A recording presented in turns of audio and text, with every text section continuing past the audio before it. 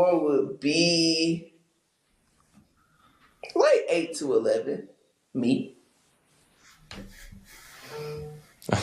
It's not happening. I get ball first. You get ball first. She does get ball You're first. not gonna get it back.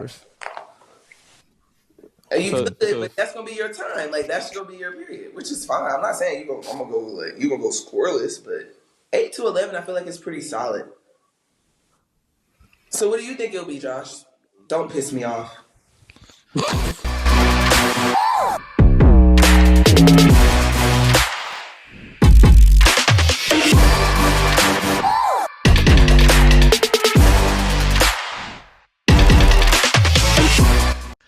Like, share, subscribe, tell a friend. Hit that like button right now if you can. That helps the channel the most. The intro clip, you got Asia Wlson. She went to South Carolina. She's a perennial all-star in the Wnba. I think 2 or 3 time MVP. She could ball, right? She's a center. She's 6'4". I'll show you guys the stats in a minute for her. But she's nice. She can ball 100%. In that clip, she's talking to Josh Hart. He won a championship, and she won a championship at South Carolina. But he won a championship at Villanova. Fuck am I? He won a championship at Villanova in 2018, I believe. He was a 30th pick. She was the first pick in her draft. They about the same age. I think he's like 29, 28. She's like 28, 29 as well. But he won a chip when he was in college. She won a chip when she was in college, of course. He was a 30th pick. She's the first pick. But they're having a conversation about if they play one-on-one. Now, mind you, she's saying that she could beat him and it would be 8 to 11. 11 her because she get ball first. Let me show you guys just their stats and how they even line up against each other. But there's a very stark difference at what those stats mean depending on what they do in a WNBA game or an NBA game. Like, share, subscribe, tell a friend to tell a friend. Hit that like button right now if you can. That helps the channel the most. So let me show you guys Asia's stat line. Not stat line, but her vitals, so to speak. So you see here, you got Asia Wlson. She's 6'4", 195 pounds. She's a center, right? She plays the 5. She can do it all, right? She can shoot. She can dribble decently. Dunk and be. It's hard for a lot of them to dunk even at 6'4". A lot of the ladies that dunk even at 6'4". But she's 6'4", 195 pounds. She's nice, right? She averaged 2024. 26 points a game, 11 rebounds, 2 assists, right? Shooting 50% from the field. That's great. 100%. That's great. She's 6'4", 193 pounds, 195 pounds. And she plays center. That means largely she's the tallest person on the court at any given time. Now, obviously, you got Brittany Griner as an example who's taller. But generally speaking, she plays down in the post with the bigs. She's oftentimes one of the biggest people and the tallest person on the court at 6'4", 195, right? Let me show you guys Josh Hart. Josh Hart, shooting guard, right? So there's 5 basketball players on the court. He's arguably the shortest, if not the shortest person on the court. Even at 6'4", you could argue he's undersized at 6'4". As far as the fellas are concerned, he's undersized at 6'4". Because Steph Curry is 6'3", and you see how he be looking on the court. Josh Hart taller than him. But generally, there's a lot of guards that are just taller. Like when you see when LeBron plays the point, LeBron's 6'8". That was what's so special about Magic Johnson. Magic Johnson was 6'8", doing all that. Passing, dribbling, shooting, Wnba, whatever that man name is that played for the Spurs. He like 7'3". That's why his shit is so amazing. Because he be dribbling through the legs, shooting threes and all that. Generally, you don't see that from a lot of bigs, especially yesteryear. You see a little bit more now, But he's 6'4", 215. He's a shooting guard. So that means his ability is outside, but he can obviously get to the paint. But these are NBA players, right? Best players in the world. He went 30th in his draft. He can play in a post, right, against another guard of his size. But she's 20 pounds lighter. Her skill set, I would argue, can't be leveraged in a bunch of ways. And she has a great skill set. But these guards in the NBA, they can post up, of course. But in the NBA, there's really no room for it because the bigs are 7 feet. But if he playing one-on-one, the court is his oyster. But just think about that. They're the same height. He got about 20 pounds on her. But she's the biggest person every time she plays, and he's the smallest person every time he plays. You know, that has to be a key nuance about, even though they're relatively the same size, it ain't fair. They're not playing the same game anytime they step on the court. But let's still go back to see what she says about if they were playing one-on-one. That shit sound crazy to me. Like, share, subscribe, tell a friend and tell a friend. Hit that like button right now if you can. That helps the channel the most. So let me show y'all this, man. Let's go back to that interview to see what in the hell she talking about. Score would be like 8 to 11. Me. It's not that fun. I get ball first. You get ball first. She does get ball You're first. not gonna get it back. First. And you So- could, but that's gonna be your time. Like, that's gonna be your period, which is fine. I'm not saying I'm gonna go scoreless, but 8 to 11, I feel like it's pretty solid. So what do you think it'll be, Josh? Don't piss me off.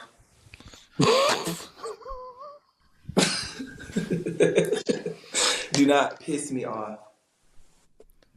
This is an NBA shooting guard, mind you, that she gonna beat from 8 to 11 as a big, as a center in a one-on-one game. She don't have the size to back them down. Now, they got moves. They know how to get there. I'm not saying she don't know how to get there. But she don't have that advantage. Because of her position, she doesn't have the quickness. Her outside game is not something that she generally is going to lean into on a given WNBA game. Now it's one-on-one, so they're going to tap into all their skills. But this is a shooting guard that she's talking to. 8 to 11 and one-on-one, just because it's make it take it and she get ball first. Now, I think they having a fun conversation. But she believe this shit, though. I was just about to violate this. I'm about to say, Right. man, probably like 11 too. You're sick. You're sick. Nah, I'll say like a good 11, probably like 11-7. Okay, that's fair. You got 7? Okay. No. And the thing about it is, he being gracious. You know, she on their podcast. It seemed pretty cool. He plays for the Knicks as well. He's being gracious. That 11-2 is what he meant. And I almost think like, damn, do we cause the issue by being too understanding or diplomatic in these moments? 11-2 is what he meant. I think he would beat her 11-2 and she's nice. But the difference in anatomy, like the difference in anatomy, this gotta be a joke. She's at a severe disadvantage. And this is a artfully skilled basketball player. You got what? Is it 12 cats in the NBA team? You got 32 teams. Those are the best players in the world. Those are the best players in the world. LeBron James just got sent down to the developmental league because he can't play with these guys. He can't play with Josh Hart. So now he's in the developmental league trying to get his skills up. This shit be crazy, man. What you mean? What you mean? I got 7 what? I got 7 plus 4.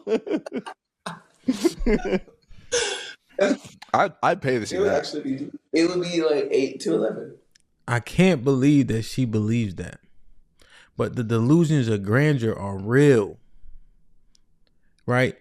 Oftentimes there is no reset of what's real or realistic or actual. And so even when you play like high school football, you know, and you could be the man at your school 100%. When you go to a D2 school, you're going to be in for a surprise. You're going to be in for a rude awakening. Not to say that you won't be good, but everybody's good. Division I football, everybody's good. Division Wnba or FCS, everybody's good. Division II, everybody's good. Division III, the boys, everybody, the guys can play. That's why they're there. I coached a championship level high school team back in Maryland. And you know, the school got 4,500, 5,000 kids. You got 100 football players on the team. None of the boys really play both ways. That's the level, you know? We probably had, at this point, probably 7 D1 kids a year. The kids asked me, we in the weight room, Coach, am I going to play in college? No, probably not. Out of 90 of y'all, 80 of y'all going to play. This is back in 2019. The boys are just now graduating for the most part. And guess what? 8 of them play out of the 90. Offers and going on visits and going to camps. 8 of them play football now. One of them's on the practice squad for the Patriots now. But yeah, that's how it goes. Because the competition is fierce. And it's not going to go how you think it's going to go. But she been dominating her whole life, I'm sure. You know, with the ladies. But there's no way you don't keep it in perspective. The thing that gets me is Jeff Teague commented on this, right? And he was like facing backlash. And I just don't understand why. He's speaking the truth. It just, you know, it's frustrating, right? Because of the culture that we now live in, telling the truth can be a death sentence. And it's like, why? This is something that you can prove, you can see every time these people touch the court. Don't take nothing away from that end guy on the bench. That end guy on the bench will give you 40. If you meet the end guy on the bench of the an NBA game, if you meet him at the YMCA, he gonna give you 40. Straight up and down. He gonna give you 40. You're not gonna be able to do the shit that you think you're gonna be able to do. I remember they had Scalabrine playing people in the Celtics court, trying to say if you could beat Scalabrine. Nobody could beat him. Inside outside game. He's shooting threes, backing them down. You know what I mean? His mid-range game, his post game. They couldn't stop him. And compared to his peers, he sucks. Let me know in the comments, bro. Let me show y'all this last clip with Jeff Teague. Because he was facing backlash from what he said. And he ain't being disrespectful. He's being honest. But honesty often is coupled and seen as disrespect far too often. Like, share, and subscribe, man. So salute to Jeff Teague. These brothers here, they get asked a question and they answer it. So Asia Wlson can't beat nobody in the NBA. No, that might get spooky. Not bro. one. Not one. They did a whole. We're talking bench players, everybody. No, Sham nigga. God. Do y'all know niggas on the bench used to average 40 in high school and nigga bro, 20 in college? All type of It's funny because shit. she was on the Knicks Niggas podcast. It was like Jalen Brunson and Josh Hart. She was just like, if me and you play Josh Hart, who gonna win the game? He said, me. She's like 11-7. He was like, me 11, right? And they just had like a really funny joke about it. She was just like, nah, I'll get y'all up out of here. He just like, nah, let's not joke about that. Yeah, let's not play around, bro. Like, niggas really gonna beat your ass. Like, yeah, nah. The top WNBA player is not beating the 12th man. Not beating she's not beating a nigga in the G League. So, she's not beating a nigga in college. All right. My reason for Now that's the comment that he got in trouble for. She not beating nobody in the G League. She not beating nobody in college. Remember the context of this. She's a small guard compared to these fellas. And Teague was nice. I think I most remember him from playing for the Hawks, if I remember correctly. Y'all correct me if I'm wrong. But he was nice. And he's saying, based on his tangible experience, playing high school ball with men, playing college ball with men, that she can't beat any of them. But she can ball, though. But people think that it's a detraction from her killing her talent. It's disrespectful to the men who play pro basketball. Right? The men that play pro basketball that she's being compared to and saying that she could beat them, especially Josh Hart, who's a NCAA champion, who, average. He had one game last week, 22, 10, and 15. No, you're not beating him. And you should be gracious enough, in all honesty, to say that and admit that. You're not beating you're not beating Josh Hart. But we look at it as though Jeff Teague was being disrespectful to her. Right? The truth is, it's absolutely the inverse. That's disrespectful. These are pro players and they're men. But we get it backwards with this woke culture. The brothers in the G League, average person can't beat them. They don't lose at the YMCA. That's all he's saying. Those brothers journeymen, they've been playing. Those are grown men you talking about and talking to. But this is what happens, man. You say shit like this, but then when it comes to brutal sports, the scrutiny is different. You can see the disparity so easily in track because nobody's there to help you or save you when they running down that court. And the transgenders running, they beating the girls by 2 seconds. When it was alleged that in the Olympics, it was a man boxing women. Right? That woman had an elevated level of testosterone and you seen the difference. The punching power, the bone density. You get somebody hurt. They had this this guy who was posing as a girl, Fallon Fox, who was in mixed martial arts. Dana wouldn't let her fight in the UFC. Her fighting in the UFC, see? And you could see the power, the physique difference. It's a severe and dangerous advantage. And basketball, a little less so, just because it's not a physical contact sport. Basketball is a contact sport, but those sports are fighting and collision sports, right? You collide and you hit and you trying to deliberately hurt a person. And that's where it gets dangerous. But the more we skew these lines, what happens to the women? You even see it in movies. There's parts that women are supposed to be playing that now transgenders play. Women losing those roles in those circumstances.